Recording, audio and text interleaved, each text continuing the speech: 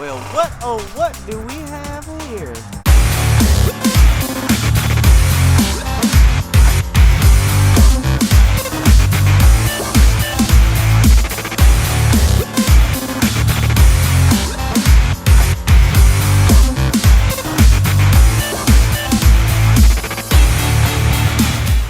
Welcome back, everybody, and thank you for sticking with me. Today, we're going to be talking about putting optics in your survival bag. If you're joining us for the first time, make sure you hit that subscribe button so you don't miss any of our new episodes or our daily giveaways. And make sure you smash that notification button so you don't miss anything. Also, we have a new round of our Amazon gift card giveaways, and to enter, you need to be a subscriber and leave a comment on this video. We also pick winners in the very next episode, so if you enter on this particular giveaway, you'll find out who the winner is on the very next episode. So for those of you who follow my channel regularly, you know we really don't cover optics. Now, given the fact that under the 10 survival essentials, they're not in there. They're not in the list of 10 of essential items for survival. We go off the 10 survival essentials, and then we prioritize that list under the rule of threes. Which is 3 seconds without hope, 3 minutes without air, 3 hours without shelter in harsh conditions, 3 days without water, and then 3 weeks without food. Now, for some people, if you have a hunting background, you like the bird watch, you just want to know and see what's coming because you got a big property, optics are just kind of a regular part of your daily life. But for many people, optics are not on the top end of the priority list for things to put in a survival bag. I get that 100%. But something that I have been playing with and experimenting with is being able to see what I can see out of these two particular optics in particular are phenomenal. When I'm reaching out to 5, 6, 7, 800 yards and being able to read street signs and things like that that you didn't even know were there with your naked eye, it just kind of mind-boggling at the things that are available to you when you decide to just throw a little bit of optics in the mix. Now, this is the Barska 10x42 optics. We got this in a battle box, but these things are crystal freaking clear. These are beautiful optics. They're anti-fog, waterproof, they're nitrogen purged, the whole 9 yards. But these are pretty dang budget friendly. These are like 69 bucks.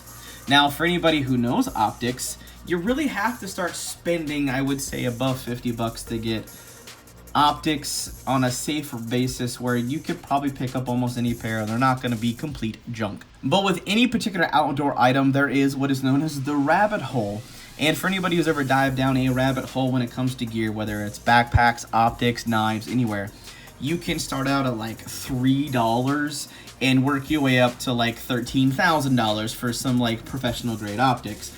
So there is a major rabbit hole. So understand when I say budget friendly, I'm trying to think of the entire spectrum and how deep that rabbit hole truly goes. And for perspective, that always keeps my head level is I do own a pair of these. These are like $3. I got these from Walmart. And though these binoculars work, don't ever buy them. Now, personally for me, I think a 40 millimeter reticle, which is the diameter of the opening of the hole that you're actually going to be viewing through your viewfinder on this end, should be your minimum. These are 10x42s, and this is a 12x50. You're going to have very clear, it's going to let a lot of light in. You're going to have really, as long as you have good lenses and the manufacturing process for these particular optics are good, you're going to have a nice clear field of view. You're going to be able to see a lot of things around you. It's going to be very easy to delineate. Once you start shrinking that to the 32s and the 25s, oh god, it can get really frustrating because you have a very, very narrow field of view. You feel very much like you have tunnel vision. For a lot of people, space and weight is going to be a concern. So a monocular would be very, very, very enticing. Now, this is actually not a tiny monocular by any standard. However, it's a very powerful one. It's a 12x50 reticle. I like the fact that it spins really easy one-handed to get myself focused. The actual eyepiece right here extends out, so if I'm wearing sunglasses, I have my hat on, things like that, it makes it very easy for me to get it close to my eye and be able to viewfind really, really well. It has a really nice polymer surface. This is waterproof. It's really, really rugged. I like it because it's not heavy. It's really, really lightweight, but it's also fog proof, so I'm not gonna have to worry about fog and humidity conditions, crazy crappy conditions. It's nitrogen purged, all that good stuff. But it is a nice freaking optic. It is beautiful.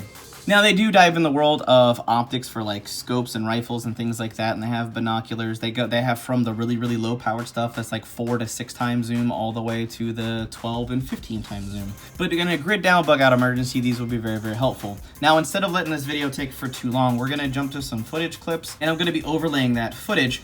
But On a few cases, we did run a little skit that I'm gonna let you guys watch here.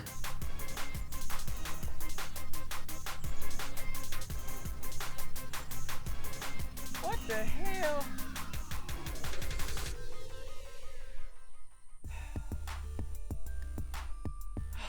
Oh, hell no. Hey! What the hell you doing on my property?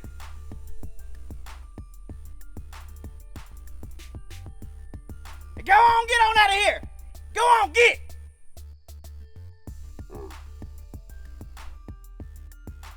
And that was just me and my wife kind of goofing off on our buddy's property. But we wanted to take it pretty far because my buddy has a few fields. He has a 10-acre plot field that he grows some hay bales in. He's got a 12-acre spot and a 15-acre spot. So we took the 12-acre one and went all the way out, because from our starting point where our tripod was, and we had the monocular mounted all the way to the other side of the field, was like 200 to 350 yards, depending on if you went diagonal or straight across. And that's pretty far. Like, the naked eye, like, I could not see her anymore. She could not see me. We actually had to use our cell phones to keep communicating because of the fact that I couldn't even see where she was, because she's a 5 foot tall person that is over 3 football fields away. Now, as soon as we mounted this thing up, now keep in mind how it's kind of like a flashlight review, to be totally honest.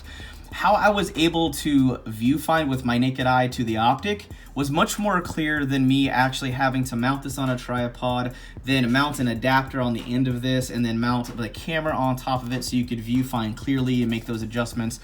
But because of the fact that it was all kind of floating, every little bit of wind was causing this little slight vibration. And for those of you who know better, as you zoom in really far, so we had this at full 12 times zoom, for this particular phone, I mean, the fractional little tiny little motions were causing it to look like this. So I do apologize for the slight shakiness in the footage. We try to give you a good look of what it looked like. We did it when in my city. We stood on a bridge and we had my wife go out to one of the nature parks, and we had her like just kind of fill up some water. Though I couldn't tell exactly what she was doing. I could barely make her out of where she was. I could barely see her. And when I used the phone to kind of digitally zoom in just by spreading the thing out, I could see her then, but she got really fuzzy and really, really blurry. But as soon as I mounted the optic on the tripod and zoomed in on her and, you know, could see her, it was very clear that it was a human. It very much looked like a woman. Like, I could tell what it was through the viewfinder, and that was a big telling point because she was a good 300 to 400 yards away again. A few of our hunting buddies check it out, and they really, really enjoyed using it. But like I said, the rabbit hole goes really, really deep. A website you could go down if you really want to chase the rabbit hole without going to any other place. You go to somewhere like Optics Planet. But if you want to learn more about the Xgazer optics, I'll definitely, like I said, I'll put a link down in the video description. I think they are on Amazon. They have a bunch of different options. But all in all, I mean, I said all that to say this. I like the Xgazer optics. I like my Barska Binoculars. And this is something that I have been toying with, and I'm definitely going to start putting in my bug out bag. So when you see future builds, you're going to see optics in there because of the fact that I see the benefits of having the ability to kind of like have Hawkeye vision. I can see out into the distance. I have that Legolas Lord of the Rings power. I can see out way farther than my naked eye can see and kind of get a detailed look of what's out there. So if you're doing any hunting and gathering, you see some suspicious vehicles or people, you're not really sure what's going on. Maybe you see a fire, you want to know if it's dangerous, you need to evacuate. Having good optics for a variety of reasons is just kind of just makes sense. Even though it's not a survival essential, I definitely think it is something that people should be considering if they want to stick some extra items in their survival bag that are going to be highly useful in an urban or a wilderness environment.